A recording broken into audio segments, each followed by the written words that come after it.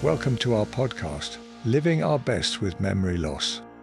What makes this podcast unique is that 3 of its hosts, Bob, Dennis, and Sue Ann, have a memory loss diagnosis.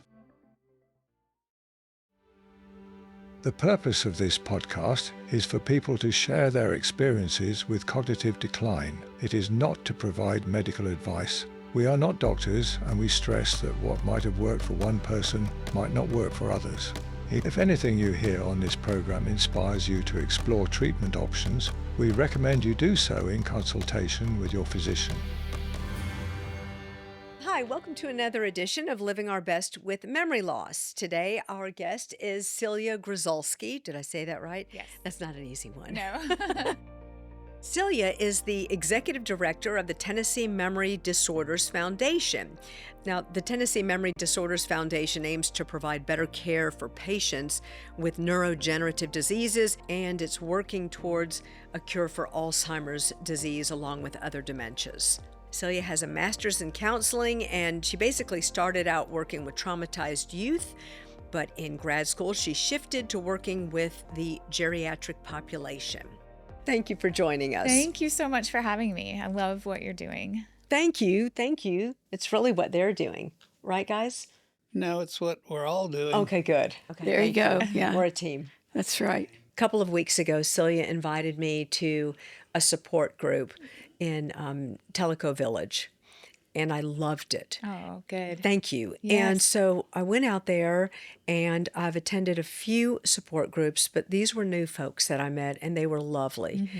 And I was sitting there at that table, and I was thinking how great it is that you're creating these groups and these areas where folks can go and find a similar bond.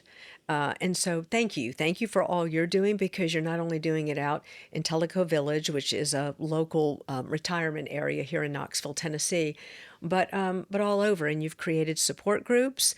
You are overseeing adult care centers. Is that the proper? I have, yes, adult day centers. Yes. Adult day centers. So I don't know. This is my opportunity just to say to you, thank you for Oh, everything goodness. you're doing. Oh, you're welcome. It honestly is an honor, and I love working with the population, and it usually does not feel like work. It just feels amazing to learn, and if there's anything I can do to support people, it just feels good. It's good work. Yeah. That's the best kind of work when Yeah. you love it and Yeah. you're happy.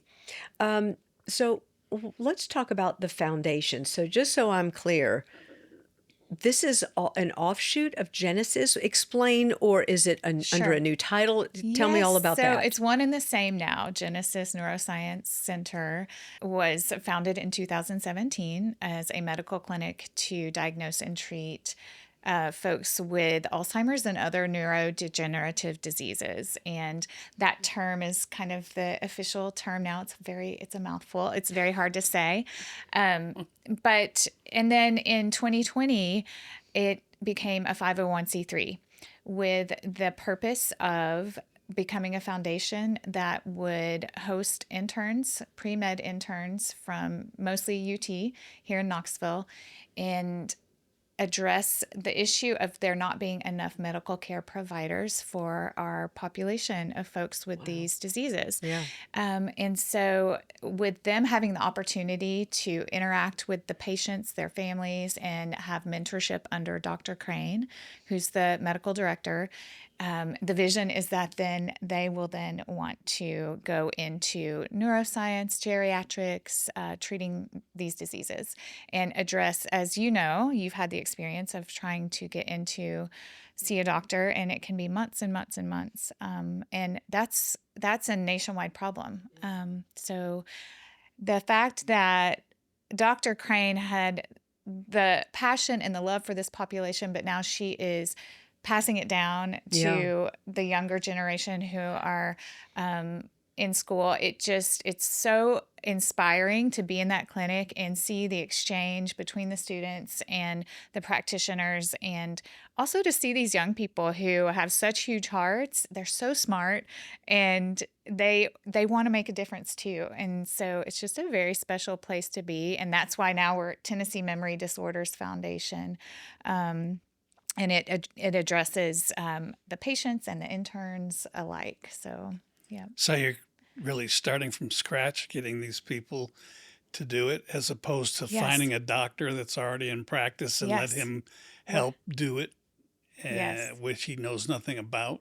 And like you're starting from the scratch. That's Exactly. pretty Yeah. good. Yeah. We're brainwashing them. I didn't want to say that. Yeah. I say, I love it. You'll love it too. What And I they do. love is that you're bringing these folks in. Like I love internships here at River because it allows people to come in and decide if this is what they want to do. Right. And then exposing folks like that at an early age and showing them what Dr. Crane's doing, what you're doing, and what it takes. It's important to Yes. give them that insight Yes. of what they're looking to do, Yeah. right? I'll tell you the other really cool thing that's happening is the patients and the families absolutely love interacting with the interns and the young students, and having that intergenerational contact Yeah. is really meaningful to them. And also they feel like it's giving their journey more meaning because their experience is pouring into these students, and then they feel like, okay, I'm part of the future of this care, and I can, as a patient and as a person living with this diagnosis, I can inform future care by talking about my needs, and the caregivers sharing their needs to the students as well. So I love yeah, that. yeah. You're amazing. You started out, you've got your master's in counseling, but you started out with a little bit of a younger generation. Yes, yes. So I worked with traumatized youth for many years and absolutely loved working with them. And I worked in residential treatment centers, learned a lot about trauma and validation. And I found when I shifted to working with people with Alzheimer's, that there were so many transferable skills and transferable feelings between those two populations. The teen years are so tumultuous and confusing, and having a diagnosis, a cognitive diagnosis, is also very tumultuous and confusing. And really, the core need is validation. And so, That's interesting. I never thought about yeah, that. it's been so helpful for me to just kind of use some of that experience and know that and we all need validation, right? But when we are in certain years of our life, we're being productive, we feel confident, we know what we're doing. But when you don't, you really need those people around you to support and validate you. And it's that support and validation that you're really giving to so many folks through these day centers. Mhm. And I think it's important that we talk about that because I wasn't aware of them. And then when I went and I was your guest in Tellico Village and they were talking about them and how much they love them, I thought, okay, I need to find out more about this. Right. So, Yes. so tell me, what is a day center? So a day center typically serves adults, maybe 50 to 100, with a neurodegenerative diagnosis, and it provides an environment for them to attend a social setting, participate in therapeutic activities that are helpful for them at an adult level. So whether it's music therapy, exercise, all of those things that the doctor says, here's what would be very helpful in your disease process. Then you go to the day center, and it's like a senior center, but more tailored to the Alzheimer's process. The staff would be trained to communicate, to understand the disease process, to understand that certain symptoms and behaviors are not inappropriate. They're part of the disease, and it's not going to throw anyone off in that setting. And it allows the caregivers also time away from caregiving to tend to their own health, to get their affairs in order, to have that respite. Because we talked before about the 36-hour day and how they describe caregiving as having 36 hours of things to do in a 24-hour day, and how it's really an impossible task. So day centers they're fun. They're a lot of fun. And it's just an accepting environment. I think what a lot of people with the diagnosis experience, from what I've heard and seen, is there's an isolation process that Mm-hmm. happens, Mm-hmm. and your normal social settings aren't as comfortable anymore, or some of your friends aren't as comfortable anymore, and you start to lose those connections. And so to have a place to go where you can form new connections, but also be comfortable being who you are. You don't have to put on a show. You don't have to try really I hard, love use all that. your spoons, Yeah. like Dr. Perez said. A place like that is supportive and helps you conserve some spoons. Yeah, how do you go about finding a day center? Okay, so finding a day center, it's, speaking locally, we have amazing local resources through Alzheimer's Tennessee and the Alzheimer's Association chapters. But I would say nationally, Alzheimer's Association is a great place to go and find your local chapter. So if you're in Lexington, Kentucky, or you're in Columbus, Ohio, that's where I would reach out. And that's kind of the hub for where are different resources, whether it's a day program or a caregiver support group.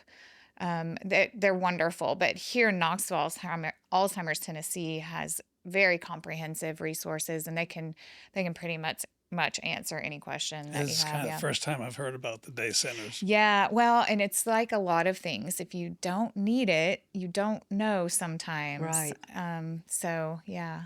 So, give me an idea. You mentioned it before. You mentioned a workout program. I think you mentioned music.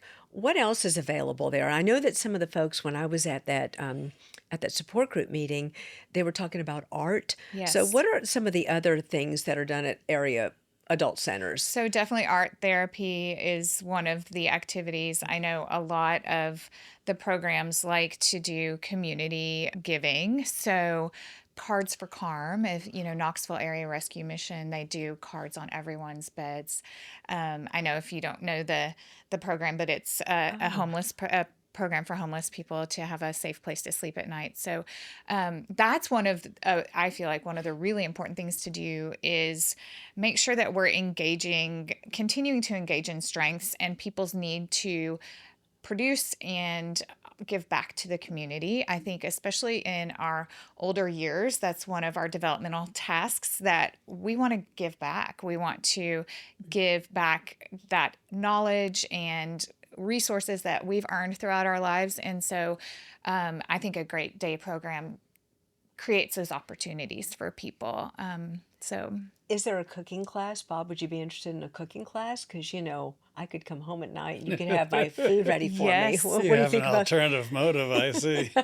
Send Bob to cooking school. That sounds Bob to good. cooking Sounds school? Yeah, good, we do a lot of that. And we also would do family events. So inviting the attendee's family or loved ones to come in so that we can socialize together as a group.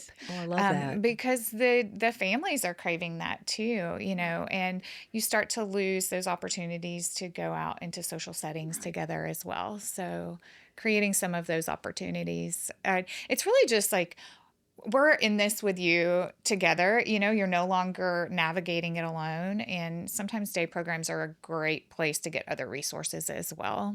And You do that's some working out too? Workouts?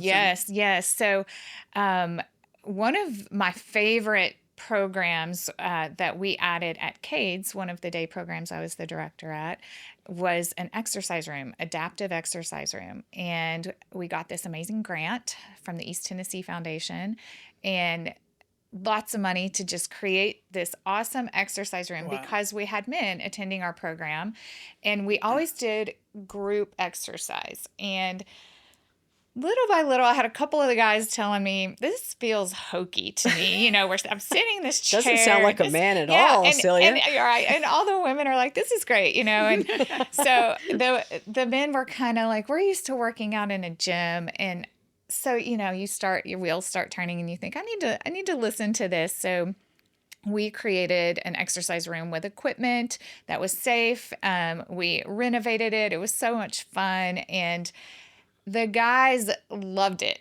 That's where they would go, and they'd sit on the recumbent bike and just chat, and we played music. And so it was like having that same setting of going and working out in the gym.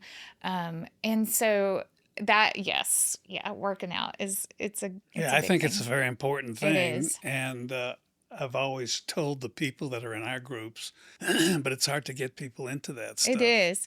So I will mention something that we have done at all the day programs I've been in. And if you don't have access to a day program or you don't have access to a gym, That this is was my next something question. you can do at home. Caregiver and your person with the diagnosis do it together. It is so much fun. It not only is a great workout, I feel like I'm selling something.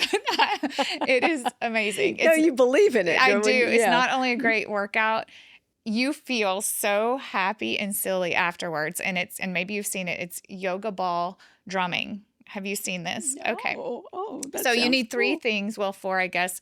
You need a laundry basket, round laundry basket, a yoga ball, and a couple of drumsticks. And you can go on YouTube and Google yoga ball drumming, and they play fun music, and you just follow along with the drumming, and it's therapeutic in so many ways.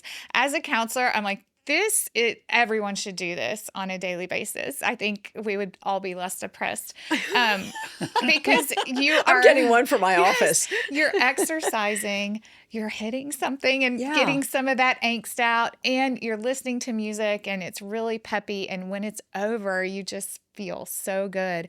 It's such a fun activity, mood booster. I mean, it can just change your day. I love it. So do you Yeah. have that at a couple of the adult Oh centers? yeah, and let me tell you, the storage problem is For those giant yeah. yoga balls. it's worth it though. Yeah. It's worth it. Yeah, where the yoga balls are falling out of the Yeah. Yeah, I know.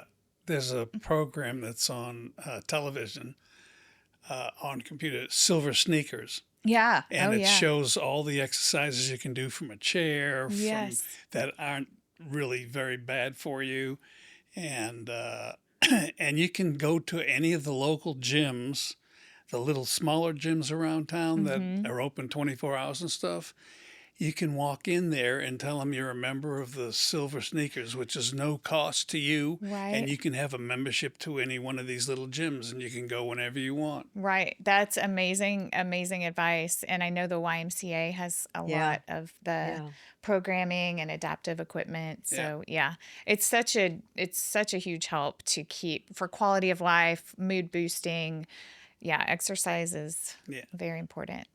What I think are like a three-legged stool is the exercise, movement, and then the food, feeding our brains well. I agree Yes. with Bob. Yes. And then connection with Yes. people. And Yeah. those three things for all of us, whether you have Agree. a memory loss diagnosis or not, they're so important. And, I'm like telling my kids now, because I'm going through this, treat your brain well now. You're in your mid 40s. You've got time to really take good care of your brain and true. do something today that your future self will thank you for. So very it's true. very important for all of us, no matter how we're living. You say lay off the chocolate cake and ice cream? Well, exactly. I just Not that's- completely. It's a dim memory. Don't get crazy. right. Don't talk crazy. Yeah, right. But it's really wonderful that these types of resources are more available. And part of what we do here is we're hoping to let people know about these things. Yes. And that you're I honestly had no idea about adult day centers Yeah. until you mentioned it Oh, in that yeah. support group. And I'm like, oh my gosh,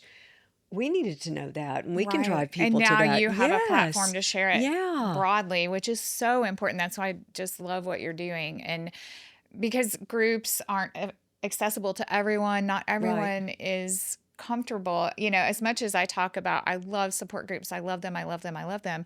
When I was in my early 20s and I was going through a hard time, it was recommended that I go to a certain support group. And I was like, absolutely not. That's so uncomfortable. I was too, at the time I was not comfortable doing that. So I understand not everyone is. So Right.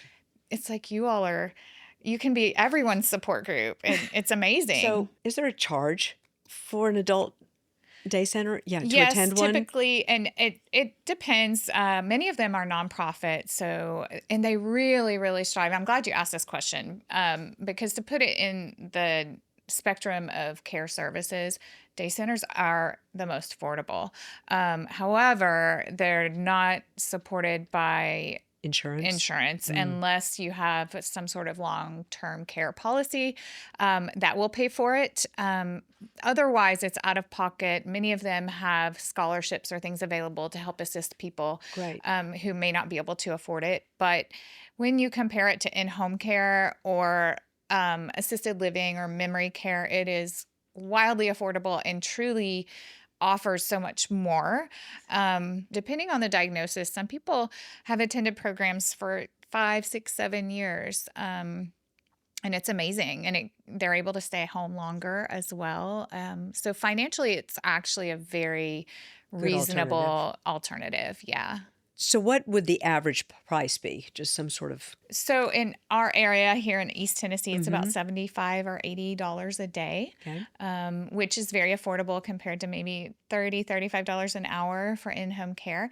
And I'm certainly not saying in-home care is not valuable in its own right. It really is. And I often recommend that families do some sort of combination of services because if you as a caregiver need help in the home, in-home care is so great. They can do meal prep. They can help with organizing the home. It doesn't have to be just, oh, I'm here to spend time with your loved one. There's so much help that they can give as well. So Earlier, before we started taping, you mentioned church services, and I thought that was fascinating that folks with a memory loss diagnosis often feel uncomfortable going to church.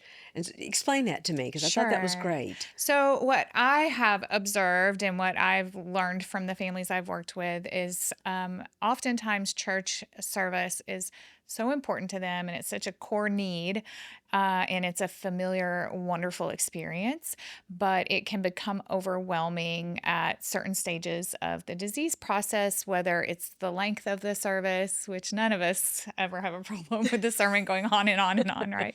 But or keeping up with the pace. Sometimes just being in a large church with lots of people can feel intimidating or maybe embarrassing, even if you're worried about encountering several conversations that, 'cause Yes. people love you and they want to see you and say hello, and that can be hard.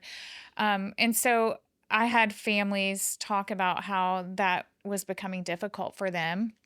And so I was fortunate enough at the time to be director of a day program that was in a church. And so we created what we called dementia friendly worship. It's great. Yeah. So I've talked about, caregivers and people living with the diagnosis, how important it is to speak up about what you need and what you're missing.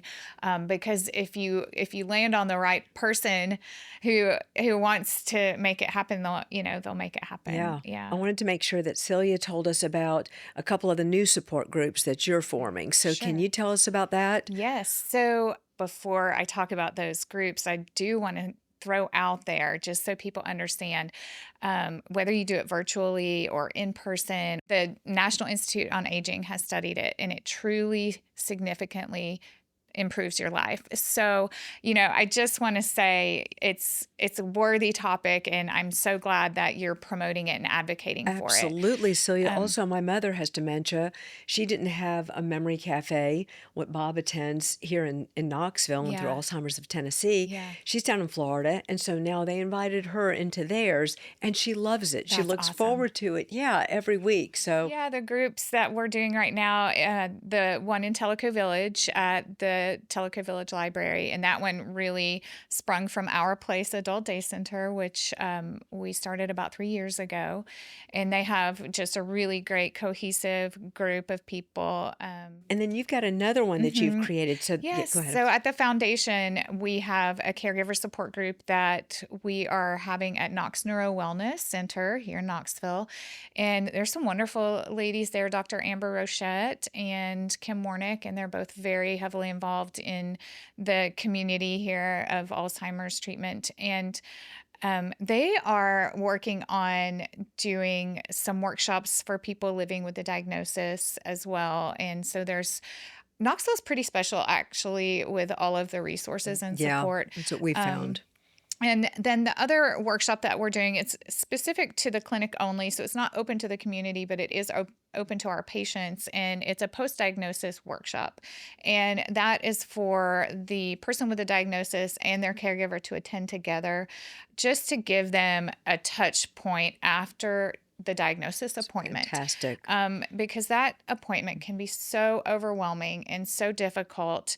And we're finding that a lot of times people hear the diagnosis and then they don't necessarily hear all that aftercare and next steps and things like that. We talk because about that all you're the time. flooded, You're so right? stressed. You're so Right, stressed. exactly. So we started a workshop where people can come and just ask their questions, patient and caregiver alike, and give all the resources and maybe even more specific resources to what they might need. And I have absolutely loved that workshop because I've been so heavy on caregiver support groups. I haven't been in a space clinically where the patients are speaking up and advocating and asking their questions, and it has helped me learn so much. So you've been amazing. Thank you you. so much. And thank you for taking my call and my emails and being so kind to join us. Likewise. I love you guys. I love what you're doing. you, I thank love you. your episodes. I watch them while I'm getting ready in the morning. I love it. sweet. Yeah. Thank you. That means everything. Yeah. Thank Really, you so that's much for yeah. coming and for your commitment to this population Oh, and what we're thank you. going to. Your passion for it just really shines through. Oh, thank you, Sue Ann. Thank you, Bob. Thank you. I Yeah. just hope it's not so repetitious every week that we do this. And so yours has been a breath of fresh air. Oh, cool. Maybe the yoga ball drumming is, Oh, man. is a new one for I gotta go everybody. home and Google that. Yeah, let's do that outside the If house. you remember Bob. anything from today, I get a know. yoga ball. I've got a and ball. I drumstick. just know. I know. I got to go buy my drumsticks and my round basket. I'd like to do a jazz. Yeah. I think you'd you'd be be good great, at it. Bob. We could do it together. That'd be fun. Oh, And it's so Dennis, Yeah, fun. we'll all get together Yeah, while no, yeah. Lori's at work. outside the house again. You're like, maybe While not. Lori's not That's not- there. yes, I Right, mean, yeah. you know. Well, there's no noise. It's Well, you say that. Okay.